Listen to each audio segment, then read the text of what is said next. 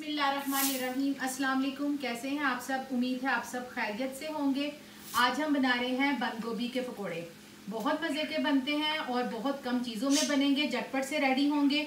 Video को like करना, share करना और सब्सक्राइब करना मत भूलिएगा। आलू और बंद गोभी के पकोड़े बनाने के लिए हम जिन चीज़ों का इस्तेमाल करना है, नॉर्मली वही हमने बेसन लिया है। इसमें साथ ही हमने छोटे छोटे ये देखिए प्याज को काट के डाला है, आलू छोटे काट के डाले हैं और साथ ही ये देखिए हमने बंद गोभी को भी छोटा छोटा काट के डाले, जो कैबेज होती है। तो आप इसमें और भी सब्जियों का इस्तेमाल कर सकते हैं, शिमला मिर्च भी डाल सकते हैं, इसमें बहुत मज़े की लगती है। साथ ही हमने इसमें नमक, पिसा हुआ गरम मसाला, काली मिर्च, धनिया पाउडर, ज़ीरा पाउडर, लाल मिर्च का पाउडर और अजवाइन, इन चीज़ों का इस्तेमाल किया और हमने इसे पानी के साथ इसका मिक्सचर रेडी किया। और आप देख लें कि बहुत ज़्यादा बेसन नहीं है, क्योंकि बेसन कम रखेंगे तो पकोड़े ज़्यादा मज़े के बनेंगे। अब हम इसे फ्राई करते हैं।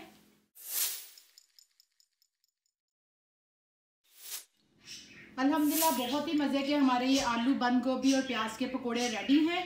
जब हमने मिक्सचर रेडी किया था तो नॉर्मली हम लोग जिस तरह पकोड़े फ्राई करते हैं ऑयल में, उस तरह हमने पकोड़ों को फ्राई किया और अल्हम्दुलिल्लाह बहुत जल्दी ये पकते हैं, बिल्कुल टाइम नहीं लेता। आप इसे ज़रूर बनाइएगा। रमज़ान भी आ रहा है, मुझे बताइएगा आपको कैसा लगा। इंशाल्लाह फिर आऊँगी बहुत जल्द नई और आसान रेसिपी के साथ। दुआ में याद रखिएगा। अल्लाह हाफिज़।